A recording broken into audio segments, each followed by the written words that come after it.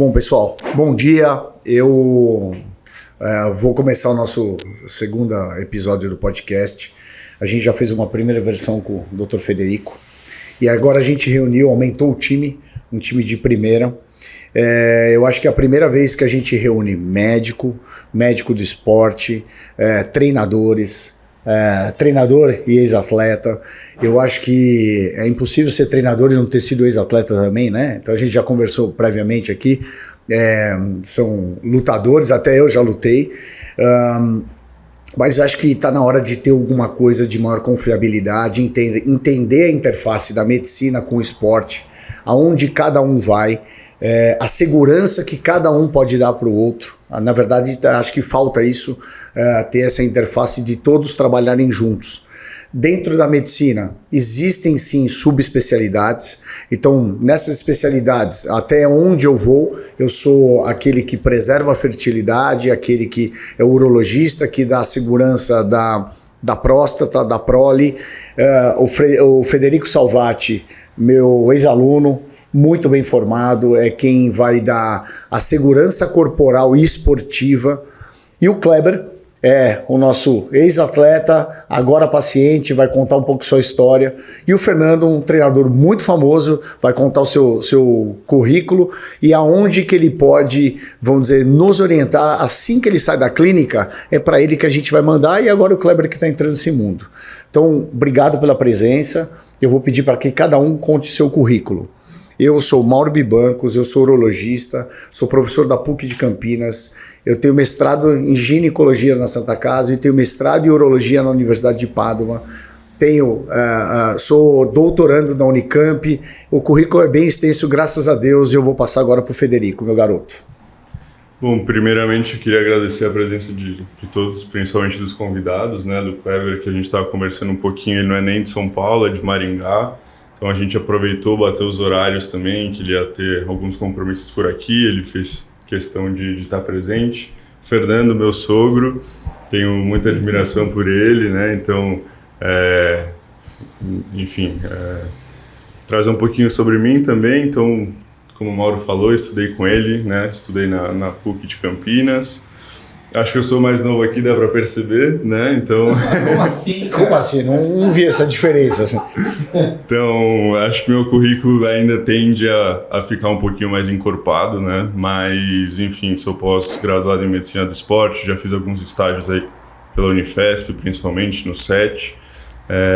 E que nem o Mauro estava comentando, na minha especialidade abordo também um pouquinho dessa parte da fertilidade, que eu acho que é importante, esse projeto que a gente começou, né? Mas o que me atrai muito é a questão de performance, né? Performance sempre com os cuidados preventivos. Então, também falando aí de saúde cardiovascular, né? Principalmente do abuso de esteroides, enfim. E acredito que é isso. Então, obrigado aí mais uma vez e passando a bola também para eles se apresentarem. Bom, eu sou o Kleber Moraes, primeiramente é um prazer estar com vocês. Fernando, que é um cara que... Eu falei em musculação no Brasil, tem o Fernando, o cara do Fernando. Metido. É um prazer estar com o senhor também, Dr. Mauro, você, Frederico. Bom, eu sou formado em administração de empresas em Maringá, sou formado em educação física e nutrição. Atualmente trabalho com atletas no Paraná, atletas de fisiculturismo e outros esportes. E tenho alguns relatos interessantes para dar para vocês, compartilhar com vocês a minha trajetória, as minhas dificuldades que eu tive nesse período todo de competição, pós-competição, e creio que vai agregar um pouquinho mais com o conhecimento e para as pessoas que estão iniciando no esporte tomarem os devidos cuidados. Excelente. Muito obrigado pelo convite, é um prazer realmente estar aqui com vocês. Eu não sei o que vocês esperavam, né, com a minha presença aqui, mas enfim, eu sou treinador já há 35 anos, eu tenho 40 anos de experiência na área de treinamento resistido, especialmente no fisiculturismo, desde os 21 anos de idade, quando eu competi pela primeira vez. E nesses 35 anos aí de estrada, o que a gente vê é muita desinformação, muito achismo ainda, muito abuso, as pessoas confundindo alta performance com muito risco para a saúde, e é isso que a gente vai tentar ilustrar aqui para vocês, né? Porque esporte é saúde, competição é uma outra história. Agora, no fisiculturismo especificamente, não adianta a pessoa insistir com drogas ou com outros recursos ergogênicos, porque nenhuma dessas alternativas vai arrumar a genética ruim, vai substituir o treinamento adequado, vai substituir os efeitos da boa alimentação e da suplementação. As pessoas me chamam de hipócrita quando eu falo isso, né? Muita gente critica, mas a realidade é essa. Tá? Eu também sou ex-presidente da FBB São Paulo, da Federação de Fisiculturismo. Eu sou vice-presidente da Associação Brasileira de Controle e Combate ao Doping, por incrível que pareça. É uma associação que foi criada há mais de 25 anos, quando os presidentes internacionais da IFBB queriam que o esporte se tornasse olímpico, e ela foi criada para fazer antidoping nos campeonatos internacionais de musculação, mas nós mudamos as intenções dessa associação para combater, especialmente no Brasil e na América Latina, a proliferação dos laboratórios underground de esteroides e de outras drogas. Então, esporte é saúde, competição é uma outra história, a gente precisa tentar atingir o máximo da performance sem esquecer da saúde, eu diria até tendo a saúde do atleta e do praticante em primeiro lugar. Excelente, o Fernando já abordou uma coisa bem importante. O atleta é uma filigrana das pessoas, é um número pequeno de pessoas. Então, ele é vamos dizer, tem que ser tratado do mesmo jeito. A imensa maioria das pessoas não tem esse cunho esportivo, mas tem um cunho de performance. Então, eles querem melhorar o corpo, querem melhorar, afinal, isso é saúde. Então, você estar bem é ter saúde. Então, vamos começar por esse filão muito grande, que são as pessoas comuns, que querem estar bem, querem estar mais bonitas, mais dispostas, mais saudáveis. Nesse contexto, Federico, elas vão ao teu consultório. Então, idealmente, ela deveria começar com você. Não é o que é feito, mas a gente vai falar aqui exatamente como o Fernando falou, o Kleber falou e você falou. Nós vamos falar do ideal. O quanto vai ser real, eu não sei. Só não cabe as informações ficarem erradas na internet, porque nós estamos chancelando aqui tudo que está sendo falado. Elas começam com você. Então a pessoa vai começar na academia, que tipo de abordagem você faz, que tipo de cuidado prévio você faz, e a partir disso a gente vai fazer como se o paciente estivesse entrando e os destinos. Fala com esse, fala com aquele, vai com aquele. Então nós temos o médico urologista de infertilidade, que tem o cunho masculino e feminino, tem o mestrado lá. Eu tenho o médico da performance, eu tenho um nutricionista e eu tenho o treinador. Então eu tenho as 4 vertentes juntas. E é óbvio que eles têm e você também tem a experiência do atleta. Então todo mundo vai usar o que tem. Qual seria, chegando em você, qual que é o destino que você faz? Eu acho que varia muito de paciente para paciente no sentido de objetivo, né? Então a conduta ela pode ser bem variada. Mas quando o paciente chega, ele não faz nada, né? Então, cortando essa parte de uso de hormônios e doses suprafisiológicas, né? Se ele vem, ele não tem nenhuma orientação, a primeira coisa que ele precisa fazer, ele precisa ter um acompanhamento com o nutricionista, ele precisa saber se alimentar, precisa, enfim, se ele nunca pisou em uma academia, ele precisa também ter um acompanhamento com o personal trainer para ensinar a fazer exercício, periodizar treinos, né?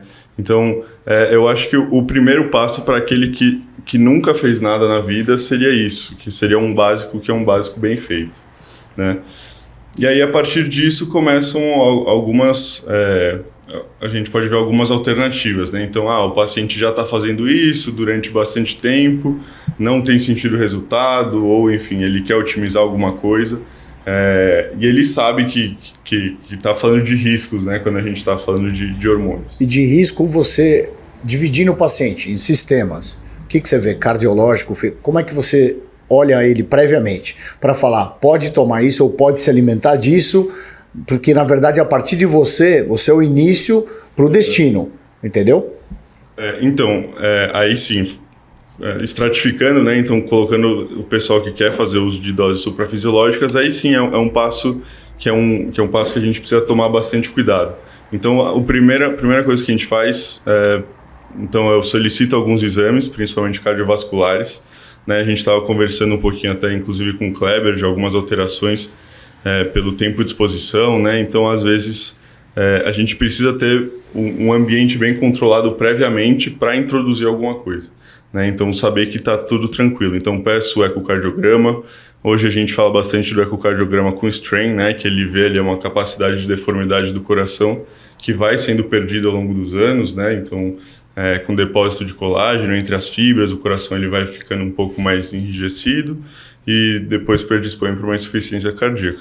Mas enfim, então essa parte cardiológica eu acho que é bem importante e sempre peço um espermograma de entrada, né, para os meus pacientes homens, para a gente ver então se há algum tipo de alteração prévia que a gente já precisaria tratar, enfim, e precisa ser um assunto que precisa ser discutido desde o primeiro dia, que é a fertilidade. Kleber, você transita bem nos dois mundos, como o atleta e como hoje um orientador. Sim. Da nutrição, no treino e até nas finanças, né? Me diz um pouquinho sobre a sua experiência. A gente conversou nos bastidores, mais para expor. Esse caminho da segurança que o Federico falou, você chegou a fazer isso? Foi orientado a fazer isso ou não? Infelizmente, eu comecei a competir em 2013. Não tinha tanta informação. Tinha quantos anos? Tinha 20 anos. Tá. Não tinha tanta informação quanto agora, que a gente fala abertamente de fazer exames e tal. Então, já treinava há muitos anos, desde 2008 já treinava, comecei a usar os esteroides após 7 anos de treino. E aí decidi competir e comecei a fazer o uso. Mas não ia em médico, nem nada, sabe? Ia mesmo a torto direito ali, não tinha orientação. E a rotina dos atletas é essa? Infelizmente, sim. Tá? A maioria dos atletas... às vezes não tem nem condições de comprar um esteroide original de qualidade e acaba usando um underground, alguma coisa que pode... Que o Fernando falou que eles estão combatendo. Isso, justamente. O Fernando é um grande representante do combate ao underground. Então, infelizmente, acontece até hoje, por mais que a gente tenha informação em muita quantidade na internet, que essa quantidade alta muitas vezes não é adequada. O pessoal acaba caindo nesse erro. E a orientação normalmente, por exemplo, alguém que está começando a academia, é o pessoal da academia um cara que é mais bombadinho, normalmente é o que orienta. Geralmente que nem você mencionou, geralmente ou a pessoa que já treina um pouquinho e tal, tem um corpinho diferenciado e já fala, toma isso que vai te ajudar. E aí as pessoas têm pressa também de acelerar o processo, as pessoas não querem passar o processo de treino, dieta, e acaba caindo no uso. Acho que você abordou uma coisa, a gente vive uma geração imediatista, né? Sim. Então tá, nesse processo de acelerar, quando chega para você, Fernando, como é que você lida? Alguém que não passou nele, não teve esse tipo de orientação, olhou o cara ali com o corpo tomando, e ele chega em você, falando, você me treina, me orienta, alguma coisa assim, como que você aborda esse moleque? Eu abordo esculachando, né? Porque assim, eu odeio iniciante, odeio. Os meus professores de jiu-jitsu, eles nem falavam com faixa branca. Só depois que o cara se graduava que ele começava a conversar, tá? Porque a pessoa mal entrou na academia, né? Ela já usa uma camiseta escrito assim, quem cresce natural é planta, o boné escrito trembolizado, porque os youtubers da internet, que infelizmente são as pessoas que têm mais visibilidade desse tipo de público, especialmente adolescentes e pré-adolescentes que querem entrar na academia para ficar forte, para bater nos amigos, divulgam.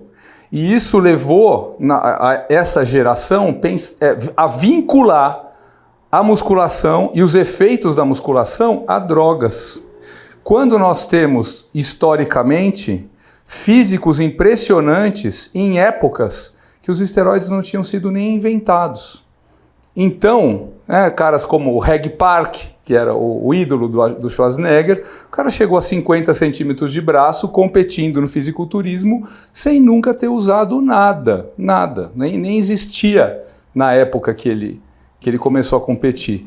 Então, a gente precisa mostrar historicamente e também com trabalhos científicos que não é a droga que vai fazer a diferença. A pessoa entra na academia, já conversa ali com uma meia dúzia de gente forte que está treinado, aí se chegar no treinador, o que eu tomo, hein, para crescer? Eu quero ganhar massa muscular. Filho, toma jeito. Né? Então você tem que aprender a treinar, você tem que aprender a se alimentar, depois se suplementar. E você me desculpa se eu estiver falando um pouco demais, mas esse menino que você falou, que já começou lá para o Frederico, é um percentual, assim, eu diria que menos de 0,5 do nosso mercado que chega no médico. O cara vai primeiro no colega dele, depois ele vai num treinador.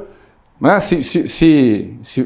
A maioria faz assim, né? E esse treinador, se tiver consciência, ele vai mandar para o médico, porque assim, muitas vezes o cara tem 1 ano de treino, por exemplo, e chega no treinador e fala, olha, eu já estou tomando aqui mais ou menos 500 miligramas de testosterona e de outros anabólicos por semana. Eu estou pensando a chegar a 700, 1 grama por semana, que é o que eu estou vendo que é o recomendado. Eu falei assim, não, pera, recomendado para quem?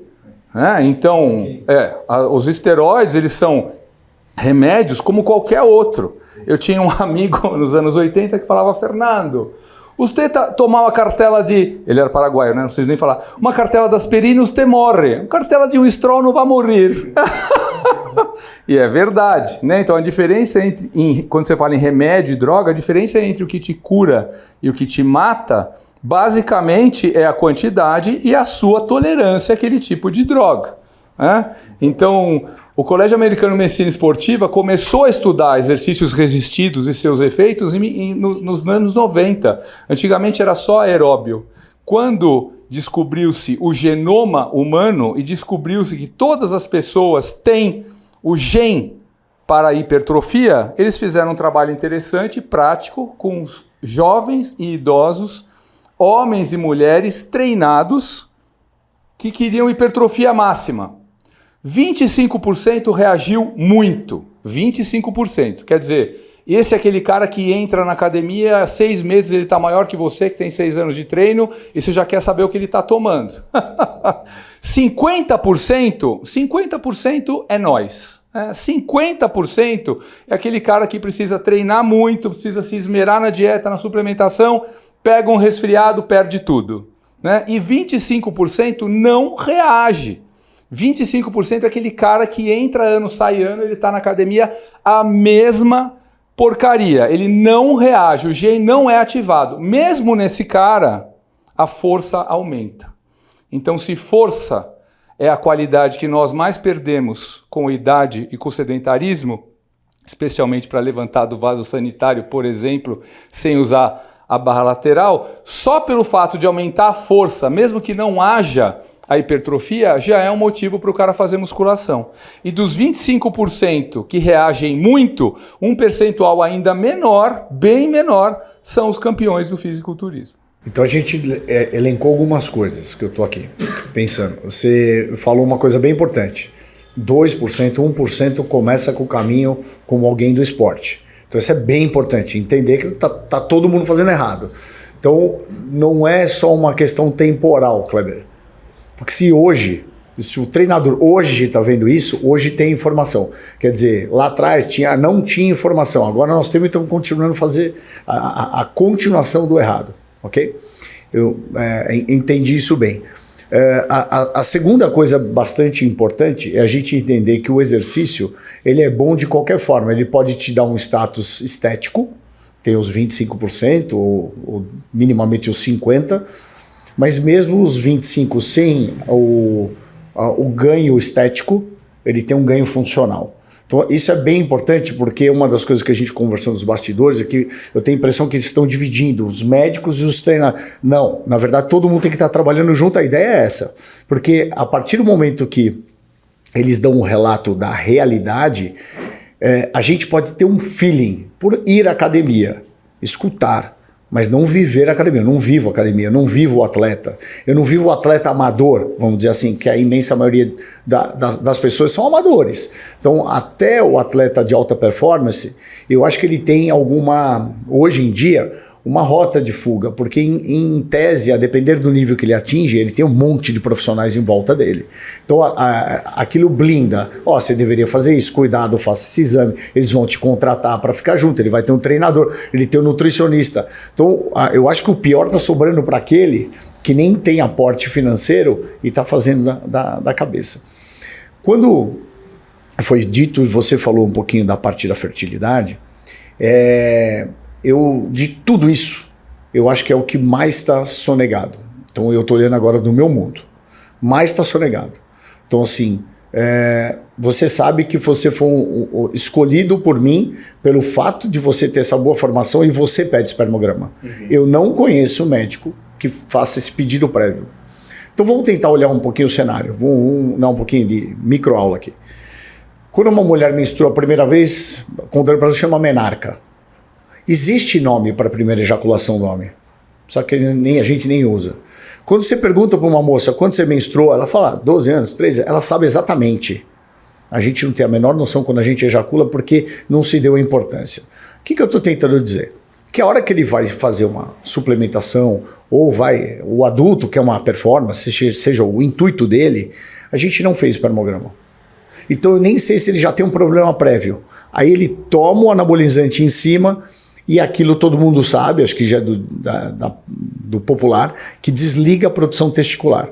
Então, quando você toma de fora, o teu testículo desliga. Ele não consegue desligar a testosterona, ele desliga o órgão como um todo. Quando ele desliga o todo, ele desliga a produção seminal. Então tá. Se esse paciente já tinha um problema, você está desligando, você está piorando um problema prévio.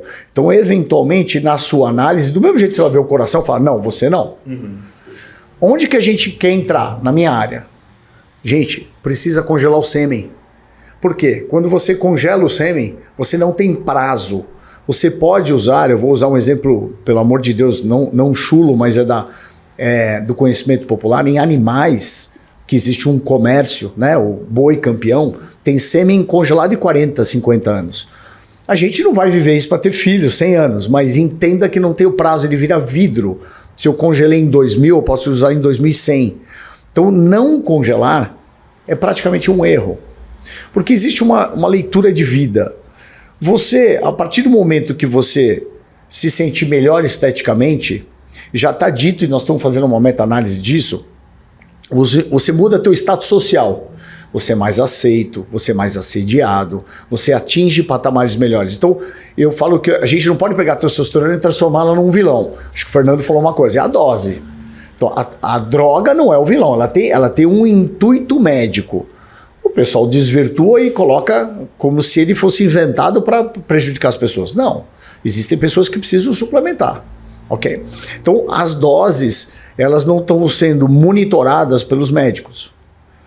E aí elas batem no treinador. Então agora, olhando do outro lado, falando para vocês, raríssimas pessoas falariam o que passou como que você está falando. Raríssimos treinadores falariam, moleque, vai ver, ô menina, vai primeiro no médico, vem aqui que eu dou um jeito. Então, quando tem mercado por trás, se abraça e depois o risco é teu. O importante é continuar. Então, assim, estou dizendo, quem idealizou, vocês todos foram chamados por sua ética por trás. Tem uma ética por trás. Então, é contra o teu negócio mandar o menino antes lá. O teu negócio é fazer o atleta. É contra o teu negócio fazer isso também. E é contra o teu negócio falar, não, você não pode tomar porque é teu coração. É contra o business. Mas a ética tem que ser maior que o business. Eu fico feliz de escutar isso porque... Saibam, isso não foi combinado. A gente saiu falando, o script já foi longe aqui, já esquecemos. Então, congelar é uma atitude muito importante. Porque no último, agora que eu mudei meu status social, eu estou mais velho, eu não sou mais atleta, ou já tenho meu corpo, talvez eu queira continuar. Continuar, às vezes, é ter filhos. Faz parte olhar para o futuro. A longevidade ela é uma parte em nós mesmos estarmos bem, né? Você vê, todos nós parecemos mais jovens que você. E não só isso. A longevidade está associada à prole. é uma continuação sua, é uma coisa primitiva, uma coisa linda na natureza, seja o que for. E aí você talvez tenha fadado essa pessoa a não conseguir ter filhos. Quando você bloqueia o testículo por períodos muito longos, então, se a gente está falando aqui em performance, às vezes é 5, 6, 10 anos na academia para atingir o que você quer.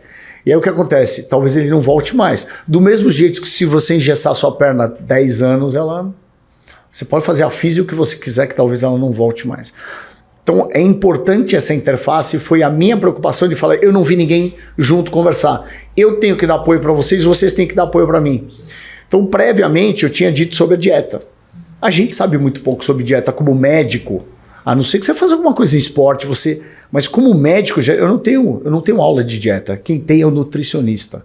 Cada um no seu quadrado vai deixar essa pessoa bem. Por isso que o profissional mesmo, o da alta performance, ele tem todo mundo em volta. Sim.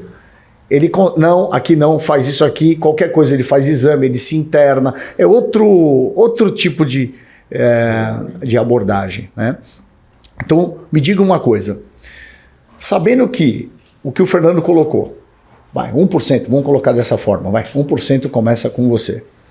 Quando esse atleta vem para você, ou ele quer aumentar a performance, ou ele já está com alguma encrenca médica. Como é que você lida com ele? Antes eu queria só apontar uma coisa do que você estava comentando, né? Então, esses casos, inclusive a gente vê que tem crescido muito o hipogonadismo pela questão da obesidade também, né? Que é o não funcionamento do testículo, só para dar uma traduzida. E a baixa produção de testosterona, né? Então, e quando a gente precisa fazer a reposição, é algo que também inibe eixo, certo? Então é algo que não é discutido, a gente fala sempre em doses suprafisiológicas, mas quando a gente faz uma reposição hormonal, a gente pode desligar eixo também, né? Isso, que a gente comentou, isso tende a piorar a fertilidade, né? Então é algo que precisa ser avaliado para todos os pacientes, não só para aqueles que querem performar muito bem, enfim, tá relacionado com saúde como um todo. Né? E você pode só repetir a pergunta. Não, eu quero saber o seguinte, se 1% te procura prévio, vamos esquecer um pouquinho, isso não é a rotina, como o Fernando falou e o Kleber falou. Legal. Então esse paciente já veio ou para aumentar a performance dele, então talvez ele já esteja usando, ou ele já vem com alguma alteração médica. Como é que você lida com esse paciente? Varia bastante de paciente para paciente. Quando ele vem com alteração, primeiro você precisa identificar, né? Você precisa saber o que está acontecendo, né? Se é alguma coisa vinculada a alguma alteração cardiovascular, enfim. E o que acontece bastante é o pessoal que vem tomando, que você orienta, você tenta ali fazer a cabeça dele no sentido de orientar, então voltar a fazer uma TPC, religar esse eixo. E, cara, eu acho que essa é a conversa mais difícil que eu tenho em consultório, né? Então, é muito difícil você tentar tirar o hormônio do paciente que acha que não tem nada, né? Então, na primeira vez que a gente conversou, a gente falou bastante de o ideal seria ficar fazendo TPCs, mas não é o que a gente vê, né? Então, a gente vê que o tempo de exposição aos hormônios sempre é muito grande, né? Então a gente fala de anos, que você comentou, 5, 10 anos, sem nunca fazer uma TPC, né? Então, a orientação primeira, se a pessoa já vem tomando, se já vem com alguma queixa, é abordar a queixa, né? A depender, se precisar de alguma visão de um especialista um pouco mais direcionada, a gente encaminha, né? Mas sempre pensando que você tem que abraçar o paciente independente da causa, né? Seguindo nessa linha, vamos para o exemplo. O Kleber é um treinador, o Kleber foi atleta e o Kleber é nutricionista. Então ele tem a vertente, vamos dizer, histórica, ele tem a vertente da experiência do treinador e ele tem a vertente clínica através da nutrição. Claro que isso foi com o tempo. O atleta, pelo que eu entendi, foi a primeira coisa que aconteceu. Kleber, conta um pouquinho tua história. A gente dos bastidores sabe que você interrompeu tua carreira de atleta e agora você está no outro lado. Você está onde o Fernando faz essa abordagem e você está na abordagem clínica também. Mas conta a tua história que fez você fazer essa transição de um lado para o outro. Bom, eu competia comecei em 2013 a competir, como eu mencionei, eu já treinava antes, fiquei 7 anos natural. para só assim começar a utilizar hormônio. Não tinha conhecimento, a pessoa que me abordou para fazer o uso me orientou de uma forma bem simplista. Comecei a utilizar, fui competindo, no Paraná eu consegui ser campeão estadual, fui aumentando meu peso.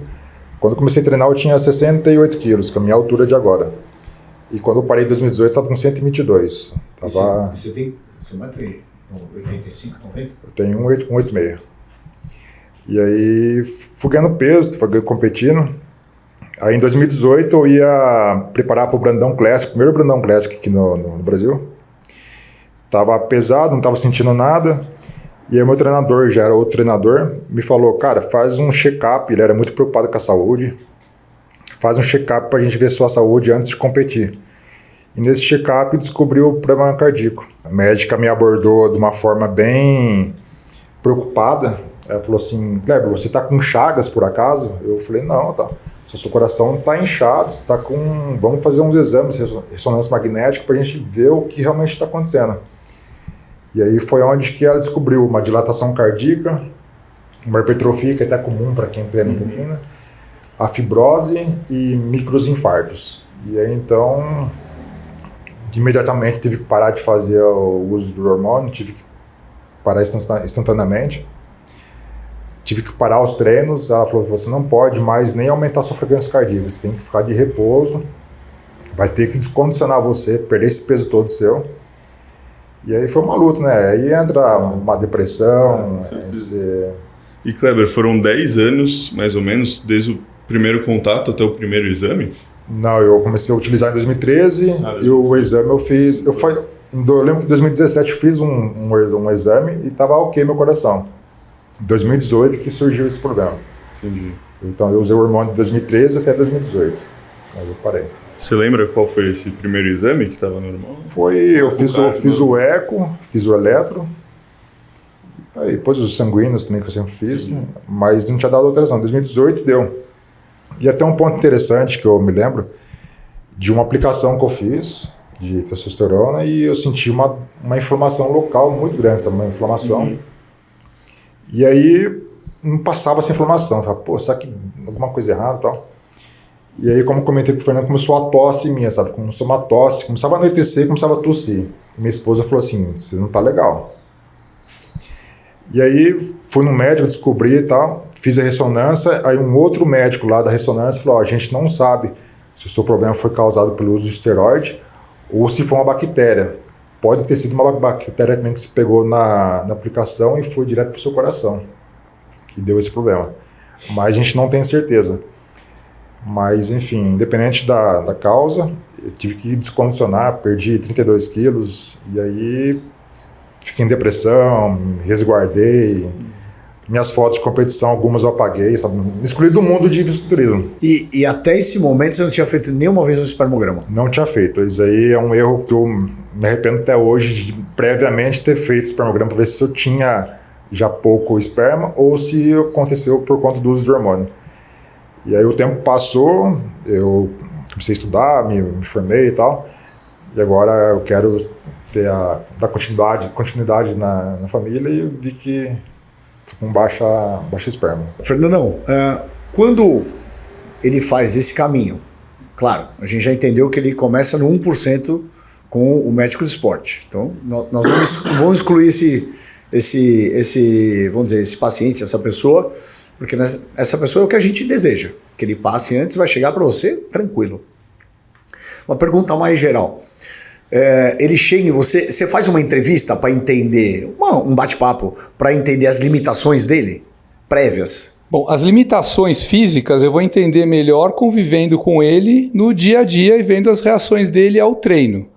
Então eu pergunto sempre, você faz uso de qualquer recurso ergogênico, você tem exame recente, como tá, e eu prefiro observar o cara pelo menos por 4 semanas e ver como ele está reagindo, para depois saber como que está a dieta dele, como que ele está suplementando, como que ele está usando os ergogênicos. Eu prefiro primeiro aplicar o treino para ver como ele reage, já que a individualidade é o que mais direciona, né, os nossos objetivos, porque senão você não sabe o que realmente está fazendo o efeito, né? Se é a dieta nova, se é os ergogênicos, se é o treino. Precisa customizar. Preciso ver.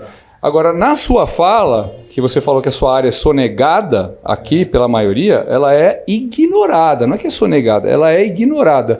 Especialmente porque a grande maioria do público das academias não são atletas amadores.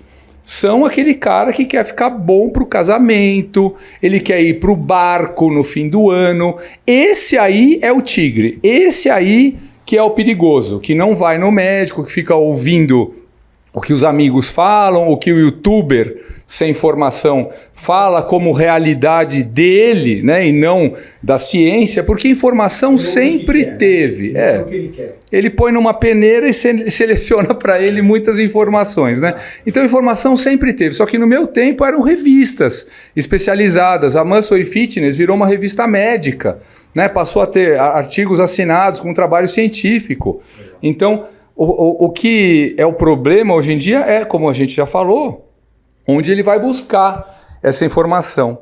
Nos anos 80 e 90, os físicos, os corpos dos campeões internacionais da maior competição do mundo, que é o Mr. Olímpia, eles eram superiores aos atletas de hoje, por incrível que pareça. Se você pegar os top 10 finalistas de qualquer campeonato dos anos 90 e colocasse nessa forma, na forma deles, que eles venceram, contra os campeões de hoje, eles venceriam facilmente.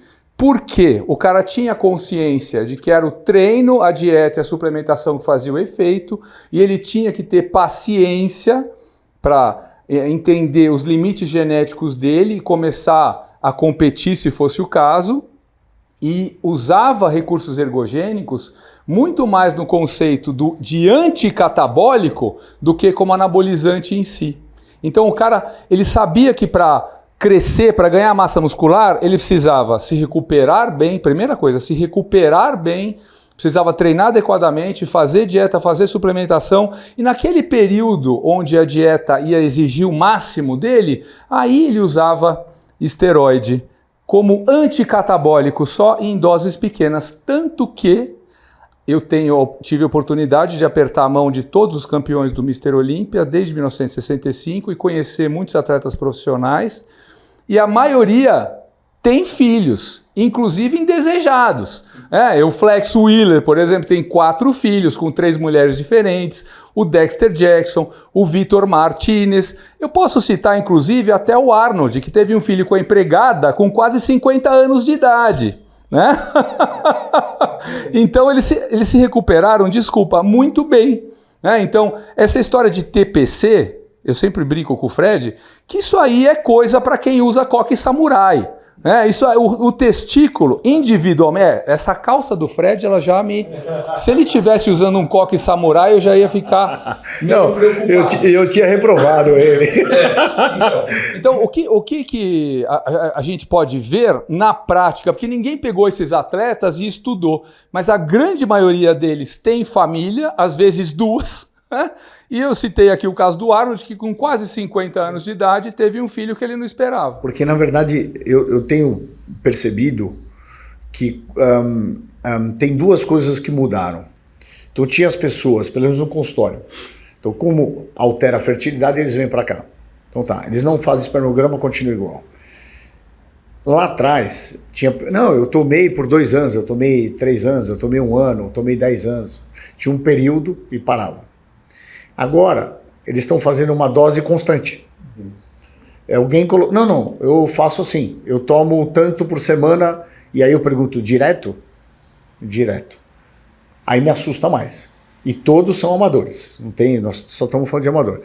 E a segunda coisa, a quantidade agora de mulheres que está tomando. Isso está exponencial. Então a gente não via, era coisa quase exclusiva de homem, era uma coisa...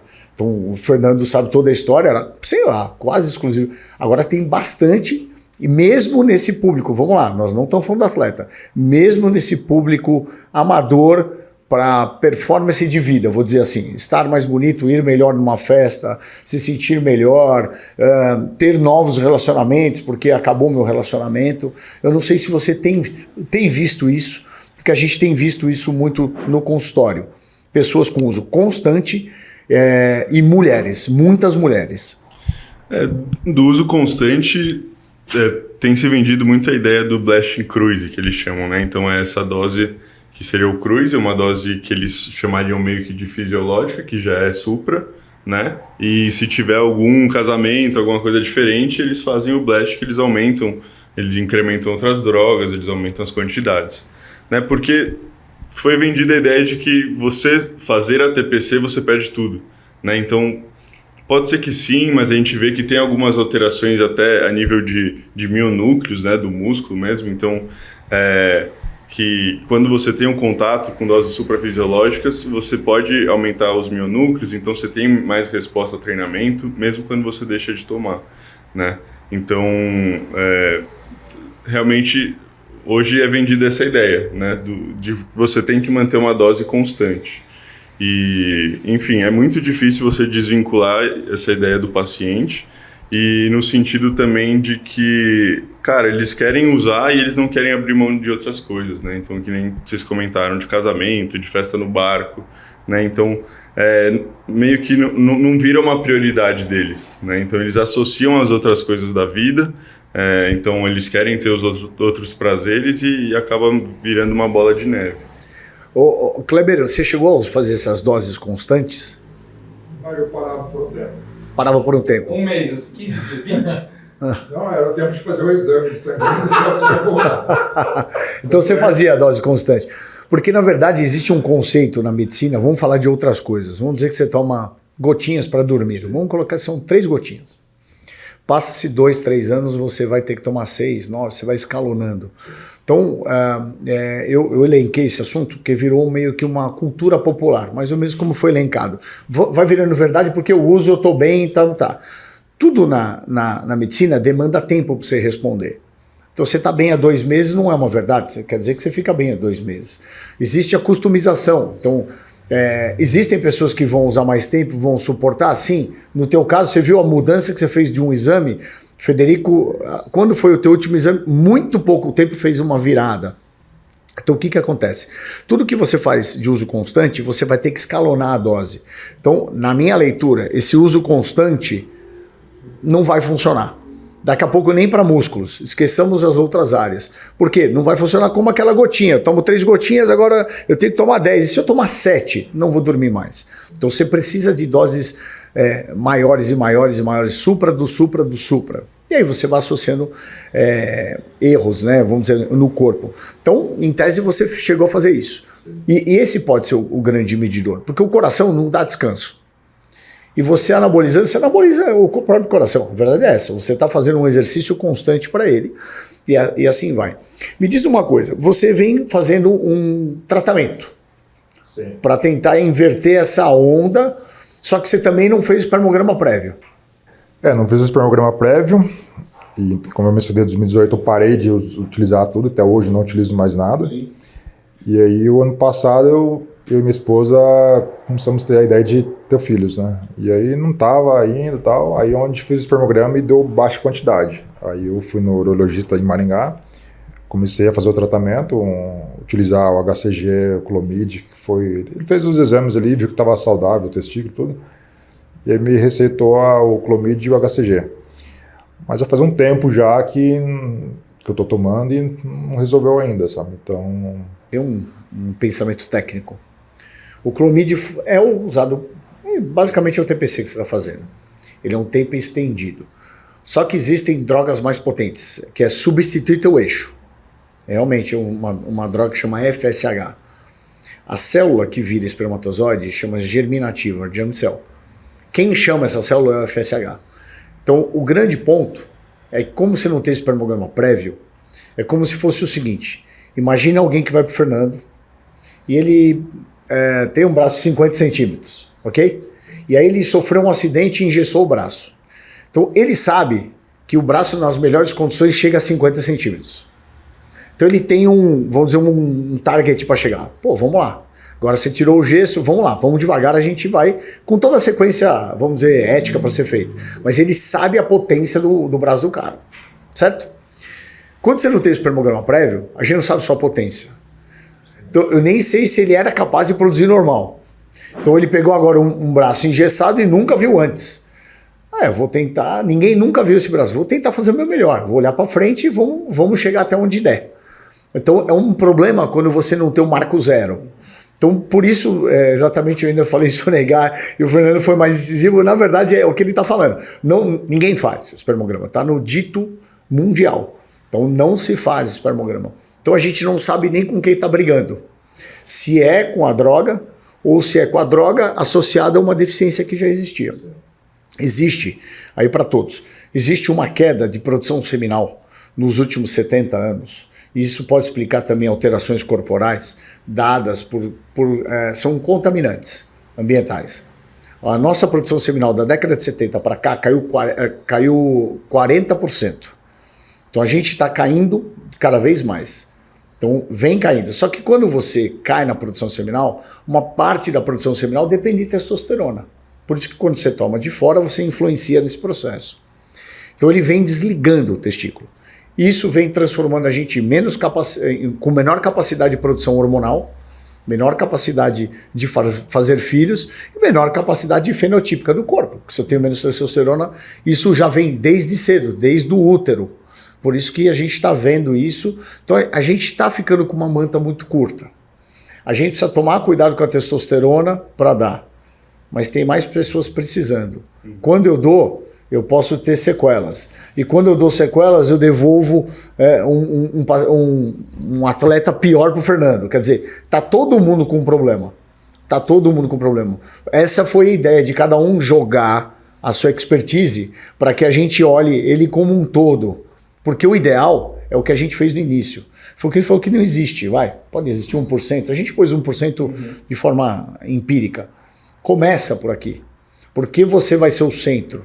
Na verdade, de você vai falar assim, precisa ir para o nutricionista, precisa ir para o treino. Beleza, você está ótimo, você já congelou. Ou não, você não pode. Você já pode ter um problema cardíaco porque você tem medidores. Ou quando vai para o treinador e o treinador fala, não senhor, você volta lá. Vai olhar antes você, porque... Ou 4 semanas depois, eu falei 4 porque você me deu 4 semanas. Você percebe que alguma coisa está errada, ele tem um cansaço superior do que... É estranho. Então você percebe que cada um tem uma importância e ele tem aquele menino ou menina na mão e que a gente não pode sonegar porque a realidade se impõe e dependendo como for a realidade às vezes é difícil, você teve que viver com o rompimento de um prazer que você tinha, né? Então acho que essa é a idade. E aí eu queria dar uma finalizada. Eu queria que cada um deixasse algum recado, alguma coisa para a molecada que está querendo fazer, ou os mais velhos também, porque se a gente traz, como você já deixou claro que você é mais jovem, você quer falar, mas a gente também preconiza a longevidade, nós 3 aqui. E o Kleber é novo, sou mais eu e o Fernando aqui. Enfim, desse olhar, daquilo que a gente deveria fazer, os cuidados, o que a gente precisa olhar. Então, por exemplo, uma coisa me chamou muito a atenção e eu não sabia, foi aqui que existe uma associação, graças a Deus, para tentar tirar os medicamentos do mercado negro. Nós estamos fazendo uso de medicamento que a gente não sabe a origem. Então, quando você vai a uma farmácia, existe todo um lastro. Existe uma pesquisa, se tiver algum medicamento errado numa droga qualquer dessas, de grife, é um escândalo. É como se a gente estivesse correndo em direção ao escândalo e nos arriscando. Isso foi o que mais me chamou a atenção. Eu não sabia dessa associação. Eu vou falar, Fernando, parabéns por estar encabeçando isso, porque a gente está vendo as consequências disso. Federico. Eu acho que hoje tem se vendido muito a ideia de que precisa fazer uso de alguma coisa a mais para ter resultado, né? E não é verdade. Eu acho que da gente conciliar um bom direcionamento, estão falando de treinador, nutricionista, médico, a gente consegue tirar frutos muito produtivos disso. Então, eu vejo também muito na mídia, porque eu acompanho bastante isso de fisiculturismo e tudo mais, que as pessoas estão entrando cada vez mais jovens e nesse mercado realmente do underground, né? Então, tá se popularizando muito. Teve esse período que a gente viu bastante, que o pessoal estava até tentando convencer o público de que fisiculturismo natural era legal e tudo mais, mas acabou que não vendeu muito peixe. e tudo se voltou de novo para a questão dos hormônios. Né? E onde que as pessoas vão conseguir os hormônios? Normalmente é de laboratório underground, de contato, de amigo da academia. Né? Então falta direcionamento, falta orientação de profissionais, principalmente que eu vejo para esse público mais novo. Né? Então talvez não seja falta de conteúdo na internet, porque as pessoas conseguem muito bem hoje pegar um Google, pegar um YouTube e aprender. Mas as pessoas querem tudo muito fácil, né? Essa geração do imediatismo fica muito evidente. Então, acho que um bom acompanhamento profissional é necessário, independente de objetivos, mas se você está falando de um atleta de alto rendimento, aí sim que é uma coisa que é inegável. Bom, meu recado para quem pensa em competir, está com essa ideia na cabeça, nada contra, você pode competir desde que você respeite a cadeia de profissionais, desde o urologista, você fazendo espermograma, o médico do esporte. Se você não tem condições financeiras, pense bem antes de começar, é um erro muito grande, a pessoa às vezes não tem condições nem de bancar a dieta dela e quer usar hormônio. Então pense bem, não é brincadeira, eu estou aqui à prova viva, graças a Deus que consegui ficar vivo, para dar o relato para vocês. Não é fácil você ouvir de um médico que você vai morrer treinando se você continuar utilizando. Então, eu vejo muitas pessoas, não importa, eu morreria para ganhar um título. Não é bem assim. Quando você vê sua família ali atrás, torcendo pela sua vida, sua cabeça muda. Então esse é o recado, tá? Não faça as coisas às escuras. Tem ótimos profissionais no Brasil que estão aqui. Tem o doutor urologista, médico de esporte, um treinador capacitado. Sempre vai nas fontes seguras. Infelizmente, a faculdade de medicina no Brasil ela é ainda muito curativa e pouco preventiva. E parece que alguns médicos saem da faculdade com algumas verdades intrínsecas na cabeça deles que não são mais verdade, que as verdades na ciência mudam.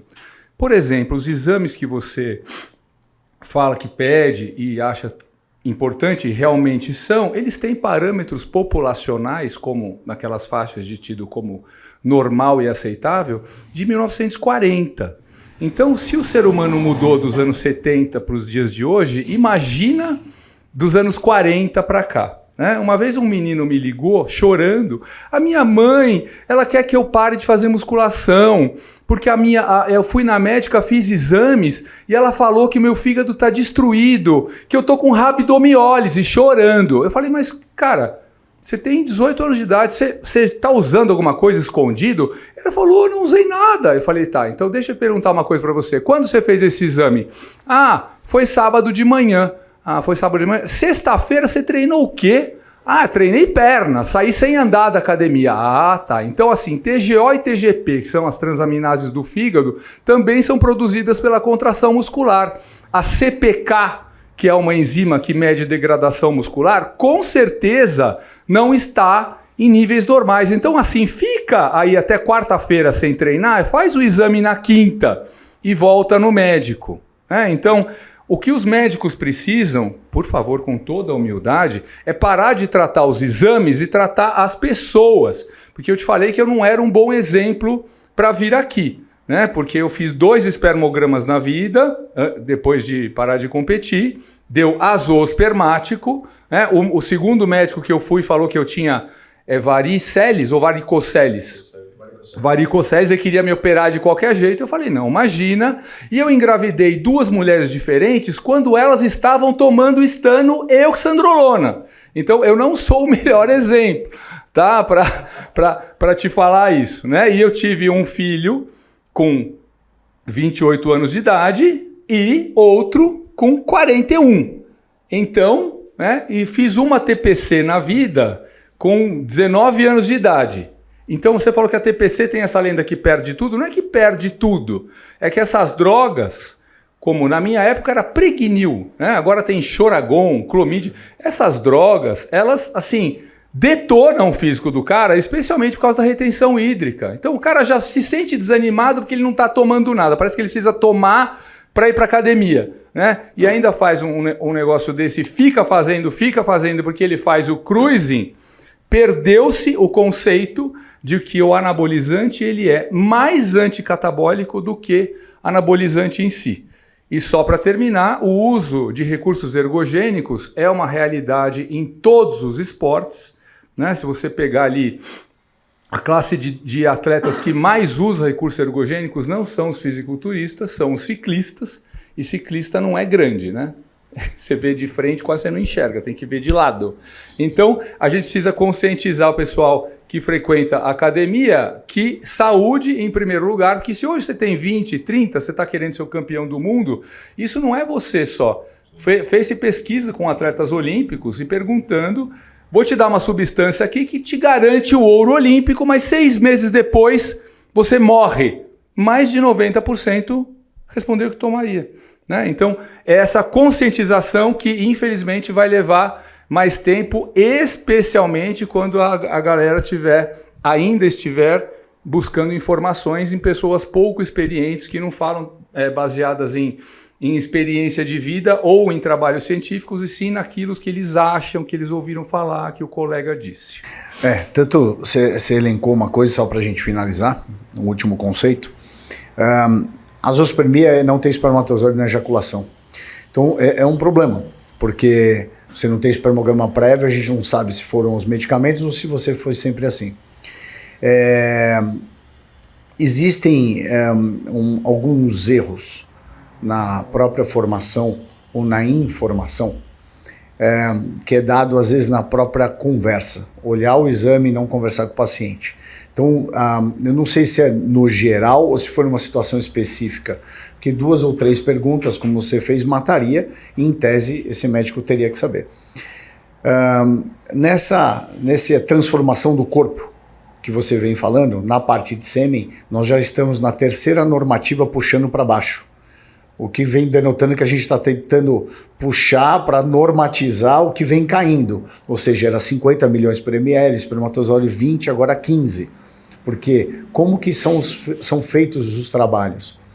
Você pega uma quantidade, pelo menos no sêmen, de pessoas que tiveram filhos, pelo menos 2 filhos, e o último filho tem que ter menos de 2 anos. Porque às vezes você teve filho há 15 anos atrás. Quando você pega um número estabelecido por estatístico, você faz uma média, e essa média da década de 50 era muito maior que a de agora, que é essa mudança que você falou, corporal. Então, o que existe também, e aí olhando um pouquinho do lado do docente, né? Então, são pessoas com uma instrução, às vezes pode ser médico, mas não tem uma atualização. Então, a gente está enfrentando um problema muito grande de formação de profissionais de faculdades, às vezes com questionável saber. Tá bom? Então, acho que a ideia até nossa é essa. A gente, vamos dizer assim, até estipular conhecimentos, histórias, e entender que, na verdade, o que precisa existir é essa junção. Porque, contando os bastidores para terminar, nós fizemos um script, a gente cortou o script, porque a verdade é que o relato de cada um é muito melhor que o script. Então a gente não esperava algumas coisas, o Kleber contando a história, o Fernando com esse currículo enorme, o Federico eu não posso falar porque não é uma surpresa para mim. Na verdade eu fico feliz, porque eu sei que eu participei um pouco disso. Então eu quero agradecer vocês, a gente deve fazer outras, e quando vocês estiverem disponíveis a gente pode conversar de novo. Muito obrigado. Eu posso fazer uma pergunta para o senhor? Deve. Por favor.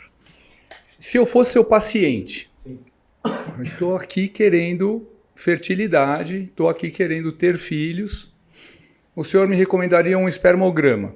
Como eu disse, eu fiz 2, né? Eu sou old school, né? Na época que te trancavam no banheirinho, dava uma revistinha e falava se vira, né? Eu não sei se isso mudou, se hoje tem filme, se tem um ambiente. Tem. Em especial nas clínicas tem. Tem, né? Então, o que eu queria dizer, assim, pelo menos na minha experiência pessoal, o volume ejaculado ali no espermograma não é o mesmo de quando o cara tá com a namorada, tá com a esposa. Então a minha pergunta para o senhor, se eu fosse seu paciente, puxa vida, eu fiz 2 espermogramas aqui, deu azoospermático, ou deu quantidade insuficiente, ou produção de espermatozoides mortos. eu perco a esperança ou eu posso esperar, de repente, 1 ano, 2 a mais, de repente o meu testículo, mesmo sem CPC, ele se recupera. Eu perco a esperança depois do espermograma ou não? Ó, a zoospermia é uma parte das minhas pesquisas. Então, a gente teve um cunho do uso do anabolizante, mas eu vou falar no geral. Se você faz e deu a zoospermia, você tem que pelo menos esperar 15 dias para repetir. Então você pode ter uma discrepância. Dependendo do lugar da técnica, você pode achar alguns e outros não veem nada. Então depende da técnica que você faz centrifugação, você pode achar. 2. Quando você não tem histórico, tem pessoas que têm erro genético. Esse é um problema para mim, porque aí eu não brigo muito com a genética. Tem gente que tem informação para não ter espermatozoide. Por isso que eu falei aquilo. Eu perguntei da sua história. Eu não tenho tua história prévia, eu não sei exatamente sobre isso. 3. A gente, mesmo em casos... Então vamos esquecer o anabolizante. Vamos falar de alguém que não tomou nada e ele deu azospérmico.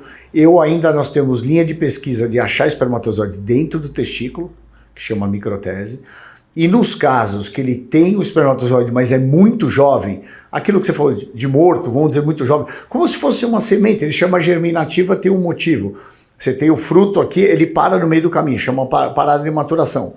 A gente tem uma publicação recente de 1 ano, mais ou menos atrás, em que a gente restartou testículos. Então, para a gente perder o jogo, tem que ser alguém que zerou mesmo essa linha de produção. Existem situações, pessoas que nascem assim, síndromes genéticas, quimioterapia ou desligar o testículo por muitos anos a fio, como eu esqueci o termo que você mantém isso, em platô, em uso direto. Então, ainda a gente está meio longe para desistir desse paciente. Então o cara não precisa desanimar se ele teve 2 espermogramas. Não, ainda não. Ele tem bastante para fazer. Mas o que foi estudado de método anticonceptivo assim, para homens era com testosterona, certo? Sim. O melhor é a vasectomia. Se a gente for, tô pensando porque aí você faz um ato e não mexe mais com ele. A testosterona é um contraceptivo masculino. Então, pode ser que ele tenha feito o espermograma naquele período de vigência dos hormônios. Então, a gente precisa entender que tem pesquisas, então vou falar aqui, aproveitar o cunho. Você faz, o paciente está fazendo uso de anabólico, fez espermograma, deu azoospermia. Tudo bem? E esse paciente não vai fazer TPC, ele vai deixar. E ele vai esperar o espermograma dele sozinho normalizar. A maioria demorou mais de 1 ano. Mas usando?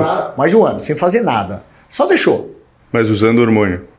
Não, ele parou os hormônios e viu quando melhorava. Foi um trabalho, alguma coisa no Oriente, que eu não me lembro exatamente o país. Alguns demoraram mais de 2 anos. E uma parte não ficou normal nunca. Então, assim... por isso que a gente tem batido muito no espermograma prévio, no congelamento prévio, porque eu posso não conseguir.